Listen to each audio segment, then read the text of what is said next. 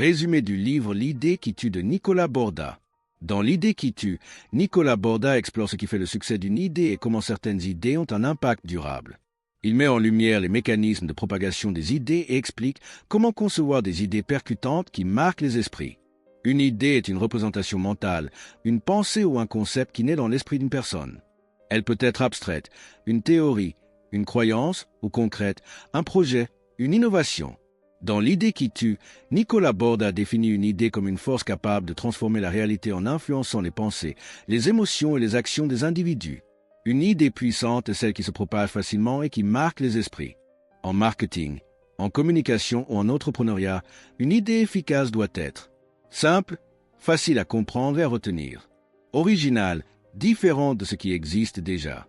Impactante, elle provoque une émotion ou un changement. Partageable, elle se diffuse naturellement. Exemple, l'idée de zéro déchet est devenue un véritable mouvement, car elle est simple, répond à un besoin écologique et facilement partageable sur les réseaux sociaux. Et vous? Avez-vous une idée que vous aimeriez tester et rendre virale? Les idées clés du livre. 1. Une idée qui tue, c'est une idée qui se propage. Une bonne idée ne suffit pas, il faut qu'elle se diffuse rapidement et massivement. Borda s'inspire des concepts du marketing viral et des neurosciences pour montrer pourquoi certaines idées deviennent incontournables. Exemple, des slogans publicitaires comme « Just do it » de Nike ou des campagnes comme « Signe différent » d'Apple restent gravés dans les esprits. 2. Une idée doit être simple et mémorable. Plus une idée est complexe, moins elle a de chances d'être tenue. Les meilleures idées sont claires, percutantes et souvent basées sur des émotions fortes. Exemple, Yes we can d'Obama est une phrase simple mais puissante qui a marqué l'histoire. 3. Une idée qui tue est ancrée dans un besoin ou une tendance. Les idées qui marchent répondent à un besoin réel ou surfent sur une tendance de fond. Elles captent l'attention parce qu'elles résonnent avec le contexte social et culturel du moment. Exemple, l'essor du minimalisme et du « consommer moins mais mieux » a donné naissance à des marques comme Patagonia ou aux Tiny Houses. 4. Le storytelling amplifie la force d'une idée. Une idée devient plus puissante lorsqu'elle est racontée sous forme d'histoire. Le cerveau humain retient mieux une idée lorsqu'elle est intégrée dans une narration captivante. Exemple, Steve Jobs ne vendait pas juste des ordinateurs, il racontait l'histoire d'une révolution technologique au service de la créativité humaine. 5. Une idée doit provoquer une émotion forte. Que ce soit la surprise, la joie, la peur ou la révolte, une idée qui déclenche une réaction émotionnelle immédiate. Exemple, les campagnes de sensibilisation contre le tabac utilisent des images choquantes pour marquer les esprits. Exercice pratique pour appliquer ces concepts. Exercice 1. Créez votre propre idée qui tue. Prenez un sujet qui vous passionne et notez 5 idées qui pourraient marquer les esprits. Testez-les sur des proches et observez leurs réactions. Exercice 2. Le test de la simplicité. Essayez de résumer votre idée en une phrase de 5 à 7 mots maximum.